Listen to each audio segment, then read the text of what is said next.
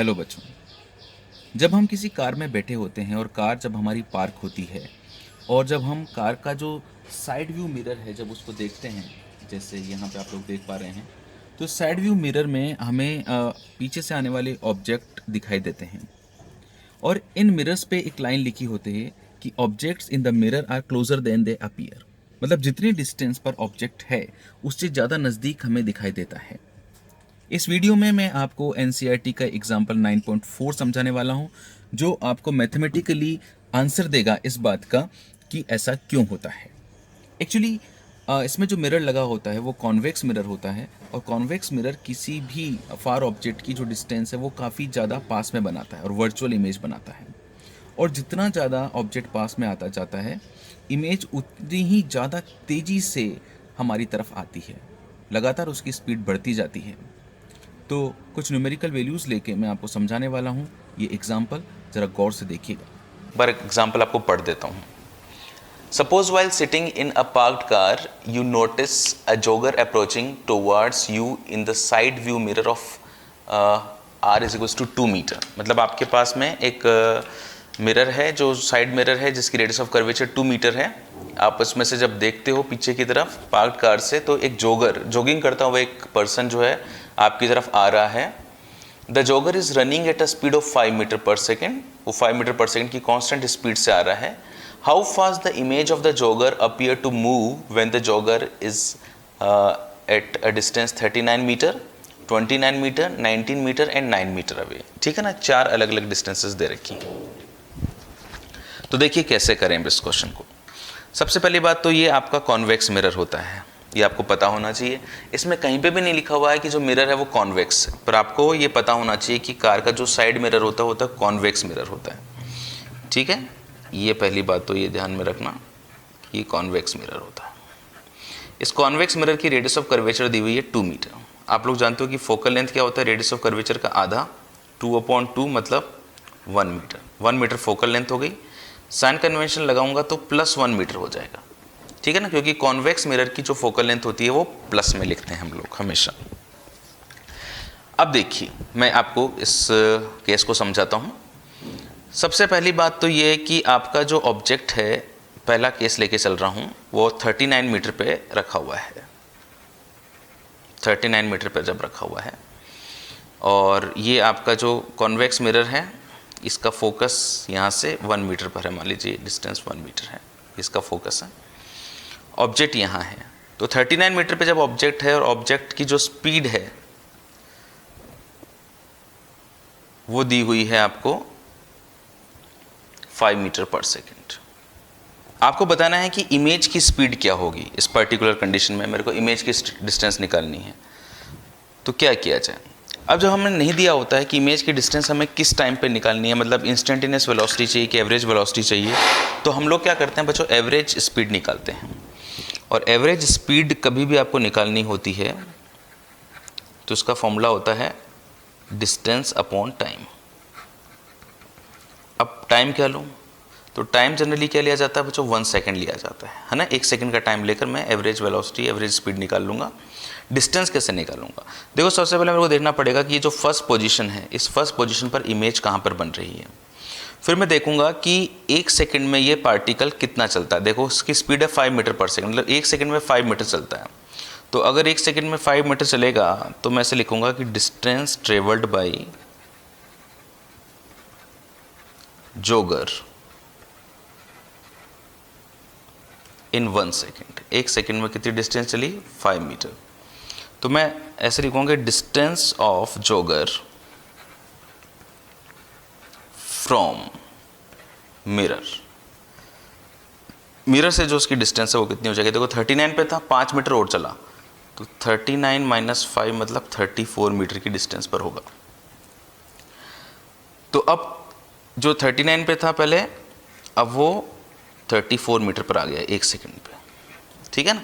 तो अब ये तो ऑब्जेक्ट्स आ गए. अब इमेज निकालो आप, 39 मीटर पे इमेज कहाँ पर बन रही है, 34 मीटर पर इमेज कहाँ पर बन रही है, और फिर देखो कि वो इमेज कितनी चली. तो मैं सबसे पहले कर रहा हूँ 39 मीटर पर इमेज. तो मेरे लिए जो u है वो कितना है, -39 मीटर है. और जो मेरे लिए फोकल लेंथ है वो है +1 मीटर, और मेरे को इमेज की डिस्टेंस चाहिए। तो मैं मिरर फॉर्मूला लगाऊंगा 1/v + 1/u = 1/f। तो 1/v = 1/f - 1/u आ जाएगा। फोकल लेंथ की वैल्यू 1 लिखूंगा और u की वैल्यू में -39 लिखूंगा, और इसको मैं सॉल्व करूंगा। तो जब मैं इसको सॉल्व करूंगा तो मुझे मिलेगा 1/v = 1 + 1/39। ये हो जाएगा 39 + 1, ये हो जाएगा 40/39।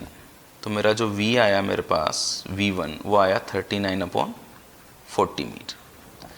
39/40 जब करते हैं तो अप्रॉक्सीमेट आता है 0.975 मीटर, इतनी डिस्टेंस पर इमेज है। ठीक है, इसी तरह से मैं जो सेकंड वाला केस है जिसमें मेरा जो u है वो 34 मीटर है, उसके लिए सॉल्व करता हूँ। u की वैल्यू मैंने 34 ले ली। फोकल लेंथ मेरे को दी हुई है इसकी +1 मीटर। अब मैं इसके लिए इमेज निकाल लेता हूँ।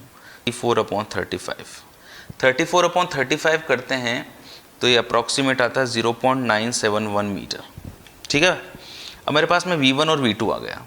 तो मैं देखो इसको अगर इस क्वेश्चन में रिप्रेजेंट करता हूँ तो कैसा होता है। देखो ये फोकस जो ना 1 मीटर पर है, और जो मेरा v1 आया वो 0.975 आया, और ये 0.971 आया। तो इसका मतलब ये तो है मेरा v1 और ये है मेरा v2।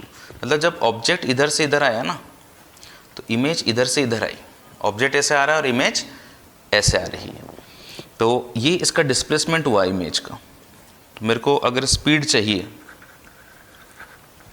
तो मैं जो उसके डिस्टेंस ट्रेवल करी है वो लिखूंगा अपॉन टाइम लिखूंगा।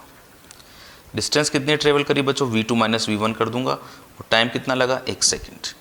इसमें से आप इसको सब्ट्रैक्ट करेंगे और जब आप ये वैल्यूज़ को सॉल्व करेंगे v2/v1 तो ये 34/35 - 39/40, और जब इसमें 1 को डिवाइड करेंगे और इसे पूरा सॉल्व करेंगे तो ये वैल्यू आएगी आपके पास में 1/280 मीटर पर सेकेंड।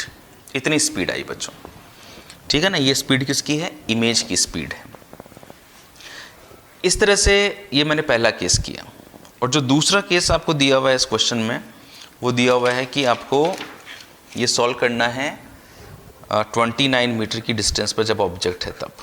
तो 29 मीटर की डिस्टेंस पर जब ऑब्जेक्ट होगा तो वही मैं v1 और v2 निकाल लूँगा। ठीक है, और इसको सॉल्व करूँगा। इस कंडीशन में जब मैं सॉल्व करूँगा तो जो मेरे को एवरेज स्पीड मिलेगी वो मिलेगी 1/150 मीटर पर सेकेंड। इस तरह से तीसरा वाला जो केस है वो है मेरे पास में 19 मीटर का। इस कंडीशन में जब एवरेज वेलोसिटी निकाली जाएगी तो एवरेज वेलोसिटी आएगी 1/60 मीटर पर सेकेंड। और इसी तरह से जब फोर्थ केस है जिसमें 9 मीटर की डिस्टेंस है तब एवरेज स्पीड जब आप निकालोगे तो आएगी 1/10 मीटर पर सेकेंड। ये आप लोग एक बार अपने लेवल पे सॉल्व कर लेना। जब ये आप इसको सॉल्व कर रहे हो और आप इन चारों रिजल्ट्स को देख रहे हो, इसको, तो आपको लग रहा है कि जैसे जैसे ऑब्जेक्ट जो है मिरर की तरफ बढ़ रहा है वैसे वैसे इमेज की जो स्पीड है कंटिन्यूसली इंक्रीज होती जा रही है। 1/280, 1/150, 1/160, 1/110। आपकी जो इमेज की स्पीड है वो कंटिन्यूसली क्या हो रही है बच्चों, इंक्रीज हो रही है। ठीक है ना, तो जैसे जैसे ऑब्जेक्ट तो कांस्टेंट वेलोसिटी से आ रहा है बट इमेज ज़्यादा तेज़ी से हमारी तरफ आ रही है। तो इसका जो एक कंक्लूजन जो निकला वो ये निकला कि आपके जो ऑब्जेक्ट है उसकी बजाय इमेज ज़्यादा अपनी तेज़ी से स्पीड बढ़ा रही है। इस फिनोमेना को एक कलेक्टिवली मैं आपको बताता हूँ जो आपको ऑब्जेक्टिव क्वेश्चंस के लिए काफ़ी अच्छा प्रिपेयर कर सकता है। कि जैसे ये मैं ऑब्जेक्ट ले रहा हूँ, ऑब्जेक्ट की अलग अलग कंडीशंस ली मैंने कि ऑब्जेक्ट की 1 2 3 4 4 पोजीशंस, ये फोकस है। तो जब 1 पोजीशन पर होता है तो इमेज यहाँ पर बनेगी, 2 पर यहाँ पर बनेगी, 3 पर यहाँ पर बनेगी, 4 पर यहाँ पर बनेगी, और ये बहुत तेज़ी से इसकी तरफ आएगी। आपको पता है कि ऑब्जेक्ट से इमेज हमेशा इसमें छोटी ही बनती है। तो फर्स्ट के कंडीशन में यहाँ पे, सेकंड, थर्ड और फोर्थ। तो ये थोड़ा सा आप कॉन्वेक्स मिरर के लिए ध्यान रखना कि जब ऑब्जेक्ट इधर से इधर आ रहा होता है ना कांस्टेंट वेलोसिटी से, तो इमेज यूँ जा रही होती है और बड़ी तेज़ी से जा रही होती है। जैसे इधर से इधर आई, उसके बजाय यहाँ पे और ज़्यादा तेज़ी से चलेगी और यहाँ पे और ज़्यादा तेज़ी से चलेगी। इसलिए हम बोलते हैं कि objects are closer are looking closer than they appear. जितने वो पास में हैं उससे ज़्यादा हमें पास में नज़र आ रहे हैं और हमें ज़्यादा तेज़ी से ऑब्जेक्ट हमारी तरफ आता हुआ दिखाई देता है कॉन्वेक्स मिरर में, जब हम लोग किसी भी पार्क कार से या चलती हुई कार में से किसी ऑब्जेक्ट को देख रहे होते हैं।